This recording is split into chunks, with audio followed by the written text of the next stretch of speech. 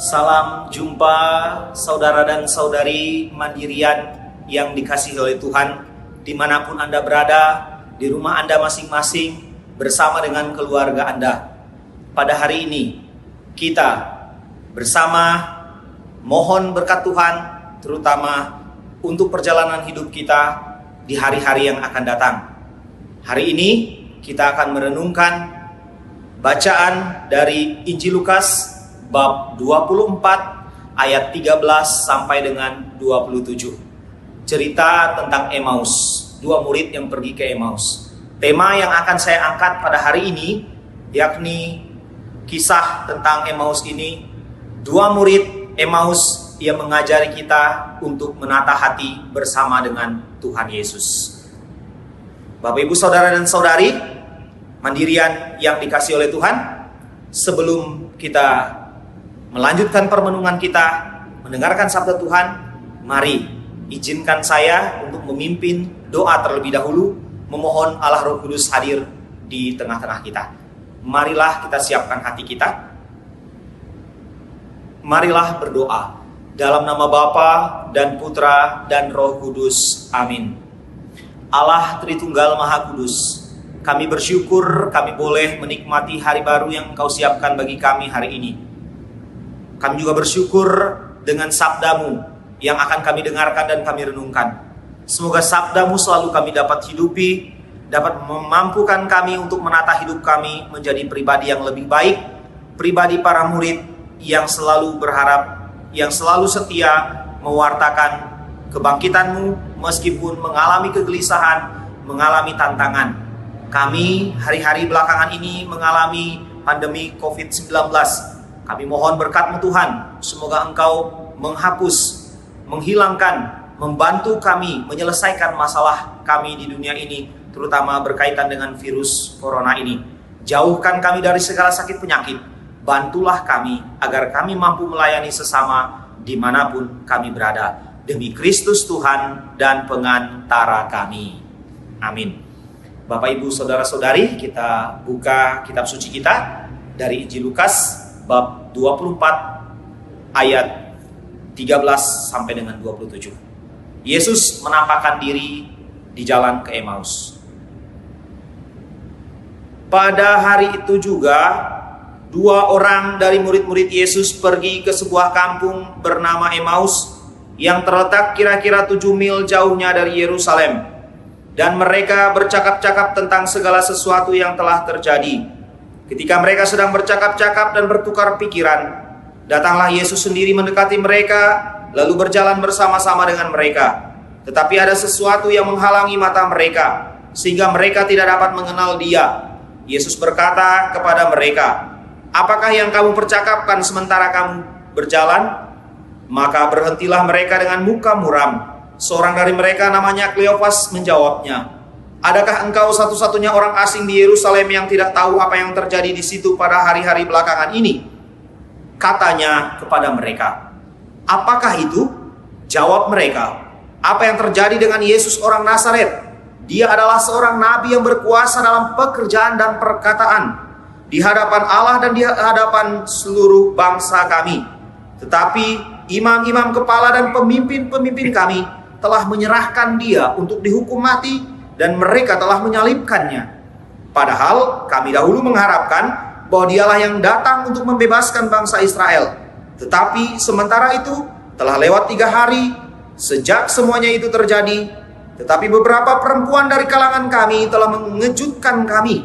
Pagi-pagi buta mereka telah pergi ke kubur dan tidak menemukan mayatnya. Lalu mereka datang dengan berita bahwa telah kelihatan kepada mereka malaikat-malaikat yang mengatakan bahwa Ia hidup.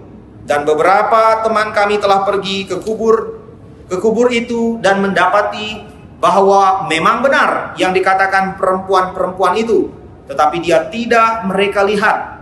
Lalu Ia berkata kepada mereka, "Hai kamu orang bodoh, betapa lambannya hatimu sehingga kamu tidak percaya segala sesuatu yang telah dikatakan para nabi.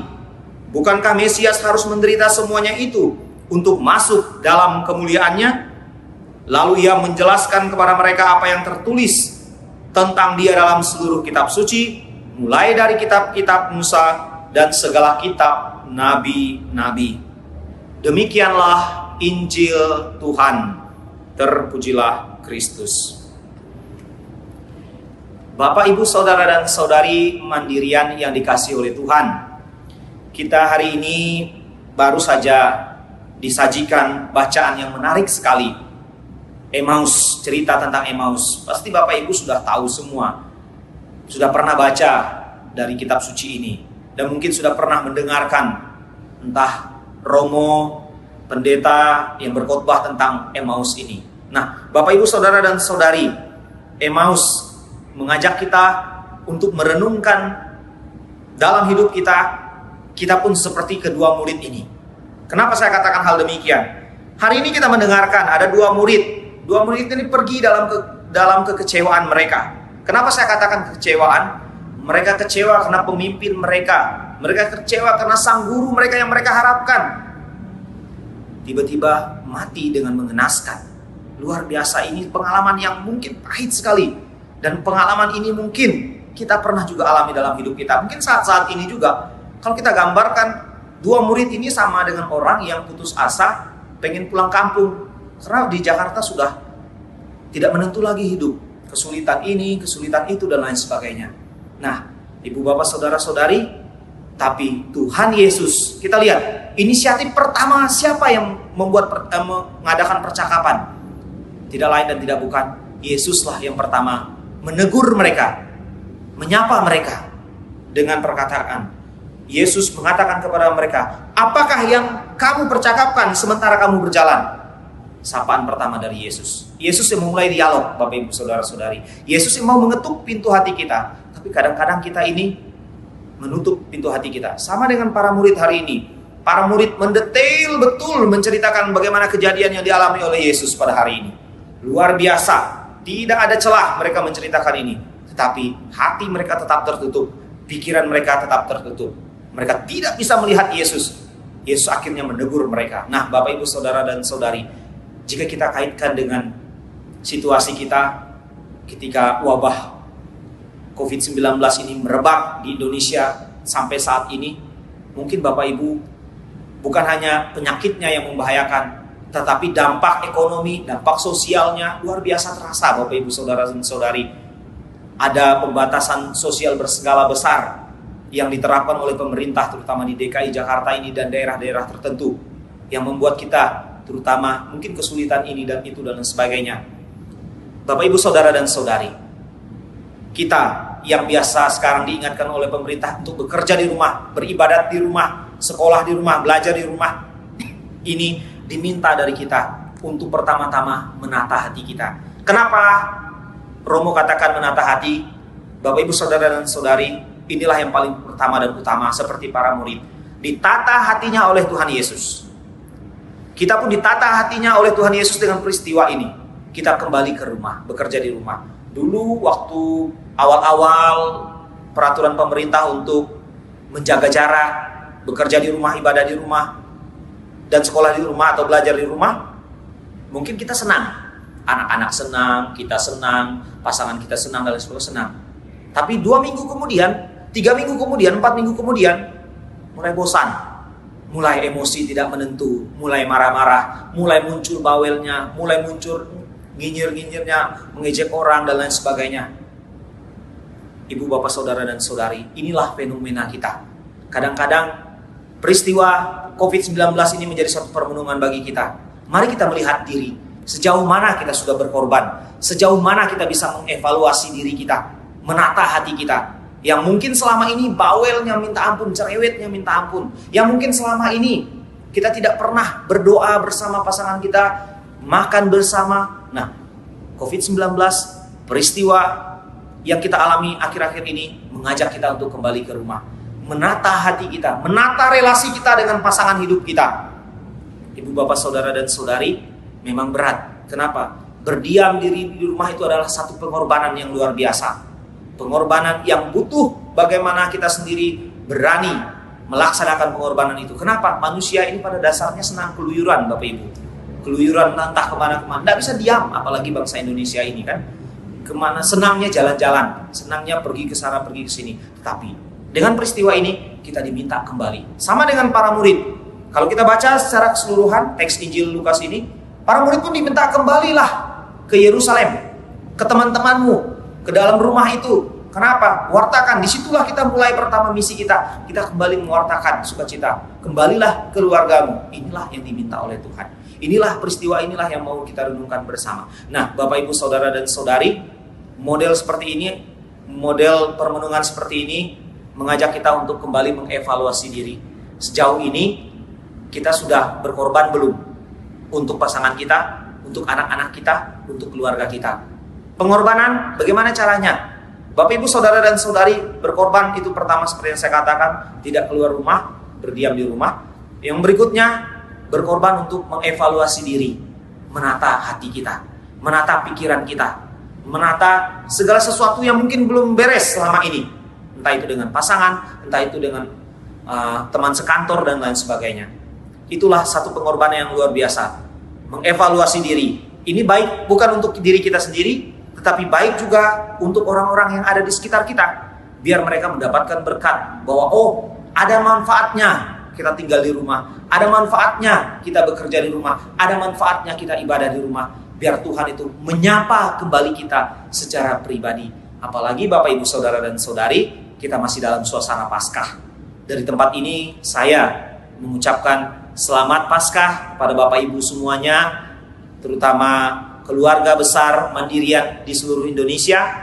Sukacita Paskah ini membawa satu semangat. Semangat untuk berani kembali menata diri, membaharui diri agar kita keluar dari kubur-kubur kita yang mengurung kita dengan sikap egois, dengan sikap iri, dengan sikap dengki, dengan sikap kecewa dan putus asa. Tuhan ingin mengeluarkan itu semua, menata hati kita untuk menjadi lebih baik. Karena itu, Ibu Bapak Saudara dan Saudari, untuk menutup permenungan saya pada hari ini, untuk keluarga besar Mandirian di seluruh Indonesia, saya akan membacakan pantun yang saya buat sendiri untuk kita renungkan bersama dalam perjalanan hidup kita. Yang pertama, kemana saja anak yang kurus, setiap hari mandi di riam. Jika berada bersama Yesus, hidup kita menjadi tentram. Itu yang pertama. Yang kedua, jalan tembus ke Sukabumi bermula dari kota Cimahi. Tuhan Yesus, bantulah kami dalam menapaki hidup ilahi. Ibu Bapak Saudara dan Saudari, yang ketiga untuk menutup. Kalau Anda pergi ke hulu, cukup hanya berjalan kaki. Mari kita bersatu padu menggelar cinta Yesus di atas bumi. Tuhan memberkati. Bapak Ibu Saudara dan Saudari, keluarga besar Mandirian di seluruh Indonesia, mari kita menutup permenungan kita pada hari ini dengan berdoa. Izinkan saya yang memimpin doa. Marilah berdoa. Allah Bapa yang Maha Kuasa dan Kekal, kami mengucap syukur dan terima kasih karena teladan yang Kau berikan kepada kami. Melalui peristiwa perjalanan dua murid ke Emmaus, kami mau menata hati kami masing-masing agar kami bisa menjadi pribadi-pribadi yang siap mewartakan sabdamu, sukacitamu kepada sesama kami. Agar dengan menata hati, kami pun bisa mengevaluasi diri menjadi pribadi yang lebih baik untuk melayani Engkau dimanapun kami ditugaskan, dimanapun kami diutus. Kami juga mohon utuslah Roh Kudus-Mu menjauhkan kami dari segala sakit penyakit, membantu kami dalam setiap pekerjaan kami, terutama dalam pekerjaan pelayanan kami di Bank Mandiri khususnya. Mohonkan kami pula ya Tuhan berkat-Mu untuk kami semua, keluarga kami, anak-anak kami, pasangan hidup kami, suami dan istri, serta anggota keluarga kami. Semoga mereka semua dilindungi dengan berkat Allah yang Maha Kuasa, demi Kristus Tuhan dan pengantara kami. Tuhan sertamu.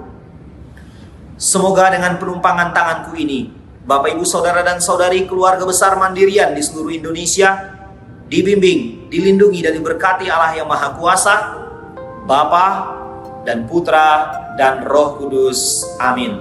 Tuhan Yesus memberkati.